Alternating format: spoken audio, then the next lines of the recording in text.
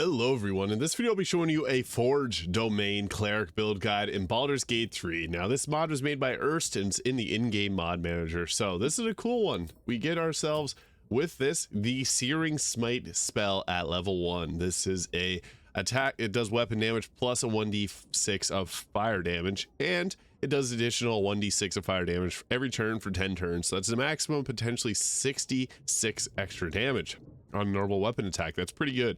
However, this does use an action, a bonus action, and it's a concentration, so pretty hefty cost there. However, still pretty cool.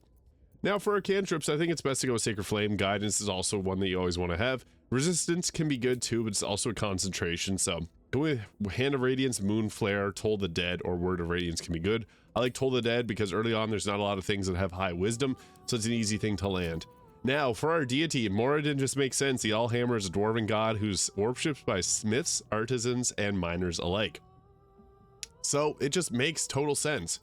For our ability scores, now, depends what type of weapon you want to use. You can go dexterity, or you can go all in on your strength, or you can also use a strength potion if you want to get your dexterity to be higher. It's your choice. Dexterity will give you a higher initiative as well. But 14 Constitution, 16 Strength, 16 Wisdom, and 10 Charisma works pretty solid for us. So we're going to go with that there. Now, with this, we get different choices of weapons and attacks. So I'll go over all of that in this video, as well as show some gear and then combat at the end. Now we get the Turn Undead. This is our Channel Divinity. Pray to turn all the undead that can see you for 3 turns. We get to choose some spells here, so I like Create or Destroy Water, but it doesn't work on this build because we're fire based, and that's going to not be fire, but it also has Destroy Water, so that could be useful. Healing Word for bonus action heal, Bless, Command, Sanctuary, and Guiding Bolt are the best choices here. So Bless, obviously 1d4 bonus to attack rolls and saving throws, extremely useful. Command is probably the best spell slot here. Sanctuary, super useful whenever you're getting attacked, and Guiding Bolt is nice. Now, I don't know what's going on with this mod, or I have some mod that's giving us an extra feat at level 2, so we'll take Alert here. Typically I take up the Wisdom, we'll wait till level 4 for that. And we also get some better spells here at level 3, so we can take something like Hold Person, a great concentration. So you can use Hold Person on certain targets and then use Command on the rest of them to fully crowd control. And then next level we'll take our Spiritual Weapon there because that's such a great bonus action use. So level 4, we get another cantrip, we'll take Word of Radiance, and then we'll take for our spell, Spiritual Weapon. Silence is also useful at times, Prayer of Healing can be okay. We're going to go with our ability score improvement to take up our wisdom to 18 at this point. So yeah, it's quite nice. Then at level 5, we get, whenever we turn undead, it takes 4 to 24 radiant damage, and we get level 3 spells. So if you get the mod that adds extended spells, Glyph of Warding is a great choice to take here. And then also Spirit Shroud can be a choice, or Spirit Guardians, which is nice early game damage. Also, if there's a lot of enemies, you can just run around with that, and that's really great. So we're going to go with that. At level 6, we get our subclass feature, Blank. I think that's a glitch there. It should have something listed, but we get to choose another spell. Mass Healing Word can be useful. Animate Dead can also be useful, or Spirit Shroud, which is from Mistress spells, so highly recommend grabbing that as well. I'm gonna go with Mass Healing Word there. Then we get another feat, which I think is just an issue, so I'm just gonna go with our Actor feat. Just ignore this pick.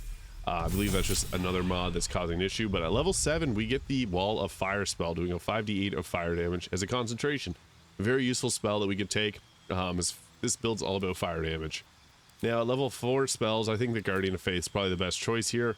Control water, so you can control all the water within 6 meters of the target. You can create a whirlpool which pulls targets towards the center, which can be useful. Banishment can be alright, or a Purity or Life too. Even Death Ward has its uses. At level 8 we get the Divine Strike Forge, which does an additional 1d8 of fire damage on your weapon attack. That's really nice, so we can go that route, and we'll go with probably an earlier spell here that could be useful. Upcasting 8 is really nice too, so we could go that route. And then for our ability score improvement, we'll take our wisdom up to 20, so that's nice. At level 9 we get some really great spells, so we can go with something like Insect Plague and Flame Strike. Insect Plague is another really great crowd control because it makes difficult terrain. So don't be afraid to use this and cause command drop on people, because you can literally just go Insect Plague, Command Grovel, and they stay in that. They're stuck in there taking damage, and then you can Flame Strike them. You can also go with like a Planar Binding, or even Holy Weapon, which adds a 2d8 of radiant damage and overcomes resistance and immunity to non-magical damage, and makes your weapon emit a bright light, which can be cool. At level 10, we get our Divine Intervention. We get another choice of cantrip. And I don't know what mod's causing this, but we get another feat. So I'll just go with that one there. We'll make it not count. And then for our level 11 spells, I highly recommend always grabbing Planar Ally. That's super useful. Blade Barrier can be good too, but we got Wall of Fire and Insect Plague for crowd control, so this one is less useful. So Harm can be another good spell that we could take, so we go with that. And then for our final spell, we also get the choice of, we could take Heal for the Heal 70, really nice. And then we'll just go, we already took what we wanted with Alert, so I'll take Charger there. Just, I'm not sure what mod's causing that. I don't think this mod has that. But typically, what do we want to do? Now, I'd recommend grabbing a staff from someone first, and then going ahead to use the staff's free cast, and then using Planar Ally. I like the Diva. It has the Concussive Smash. It does do radiant damage, though. So, for the purposes of this video, I'm going to take the Genie, which is the second best choice here, because this has Thunder Wave, so you can push enemies off of ledges. I'm also using the Flail of the Ages for the 1d8. Basically with this, you can add fire damage to your weapon, which I think makes sense. So this is really useful.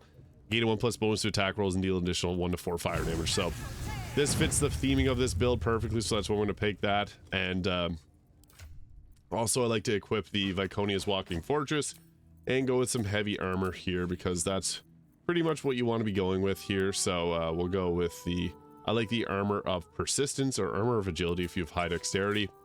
Armor Persistence is good because it's going to give us a high amount of armor class, and it'll half the damage that we take, so that can be great for just survivability's sake. This looks really clean.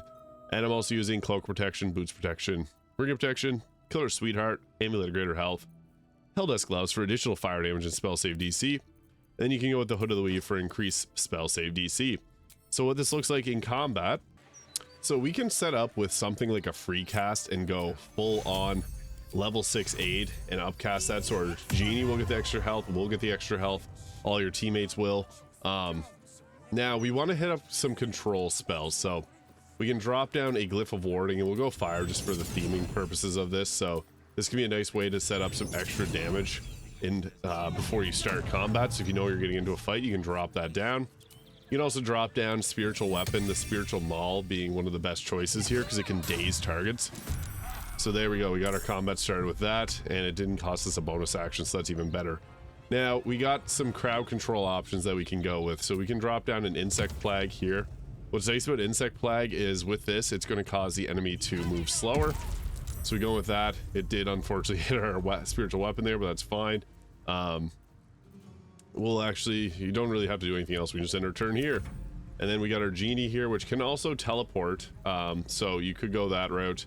Shifting Winds, you can teleport to an unoccupied space, so that's nice. You could potentially go that route, and it has the Thunder Wave, really powerful spell there. So I'll just have him teleport over to here, so we can go with that bonus action, keep us out of harm's way, and he's just over there.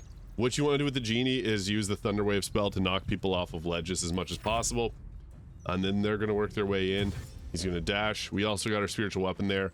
Always use the Concussive Smash, because with that you can potentially daze a target. So we daze them. Now they'll have disadvantage on wisdom saving throws. So when we go to use command and other spells like hold person, we'll have a much higher chance of landing them because of that. We got darkness there, that's fine. We'll try to break the concentration. They're making their way there. They took damage and it took them out. Perfect. So that's good. And they're gonna run into the, oh, gonna jump over there. I guess what we can do is we can move back now, and we got our Insect Plague there, so they have to come to us. And then we can drop Flame Strike here. Always got an option. Oh, they have Radiant, oh, I forgot, they have Radiant Retort, so that lost my const. Oops.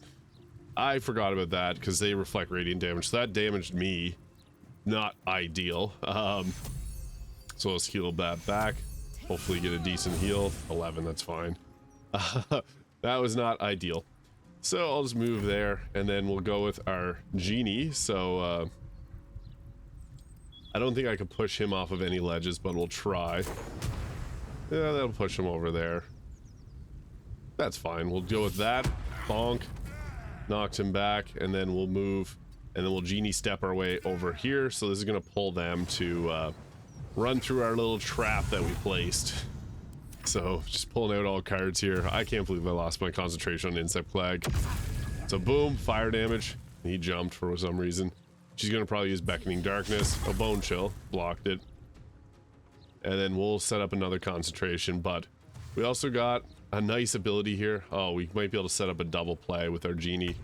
So, Genie, see you later, alligator. Hopefully this works. We can knock him or... we'll hit them both out. See yas. So, that's the beautiful thing about the Genie. There's a lot of ways you can abuse that. So you want to abuse it whenever possible. So let's run them back there. And we also got Wall of Fire for crowd control, so we could go that route. Although we could also run our way up and use like the Searing Smite, which could be an option for extra damage. Yeah, I don't want to hit anything radiant damage focused, so we'll focus on... Harm could be another spell that we could use for damage, so that could... It might take her out, might not. Harm, okay. It reduced her health points at least, that was something. And then we'll bonus action heal herself, that's fine. Not a very high health, but it's okay. So she's harmed, and darkness, that was silly. And she's gonna stay outside the darkness, that's fine. Now we're just gonna run up and Searing Smite, because I wanted to save our concentration so I can show off what this does. And then you can also upcast this to deal extra damage, so this might not take her out, but Searing Smite, boom. Wow, that made her do a lot of saving throws. So yeah, that was pretty cool. That is the fun thing about playing a Forge Domain is you got cool spells, like you got Wall of Fire here, which can just literally be your crowd control option. And you can just like run behind your Wall of Fire. Oh, we got ourselves another fight there. So yeah, Wall of Fire is a fun concentration that you can use. We're probably not gonna get hit with it. Oh, we can. I don't have a Flame Strike right now. Oopsie daisies, but that's fine. I can't really use any concentrations, but you can always drop down a Glyph of Warding Fire. So I don't have enough movement speed for that. That's fine, we'll just drop it right there. So we got ourselves some more concentrations, and then I could just wait for them to come to us. Oh, they just appeared in there, that's interesting. Oh no, my Genie's ensnared. And I blocked it, so... Yeah, I was hoping that they would run through the fire, but I don't think I placed that Wall of Fire very good. I did not expect that to start combat. But yeah, with our good armor class, we can block a lot of these attacks. And then what we can do is we can... I don't know if this will work because we're ensnared. We can Genie Blast. And see us later. Hopefully. Oh, 2 of them got knocked out. Good. So that's the beauty of the Genie. Honestly, position him well, and you won't have to worry about anything. So they're probably not going to run into the fire. They're just going to keep at range and throw things at me. So our concentration of Wall of Fire wasn't an ideal one. I did not mean to start combat with that. But we always got our Genie Blast. So we can just go send them away. Oh, there, took one of them. Cool. And then we'll have him jump his way over here. The Genie bonus action teleport's actually so good. And then for us, we'll get ourselves out of the fire. That was silly of me. I don't know what I was thinking. And then there, we can always go with some other damage option. I'll just go with Toll the Dead. That's fine. It's not going to be enough to take him out, but we'll just use that anyways. And hope he runs through the fire. Yep. Didn't even hit our Glyph of Warding, but yeah, that's the power of the Forge Domain Cleric. Clerics are a very powerful class. Especially with the Genie, you can really do anything. So, just want to showcase that. This is on Tactician Enhanced, so let me know your favorite thing about the Forge Domain Cleric in the comments. Hit the subscribe button below if you haven't already. Thank you so much for watching, and I'll see you all in the next video.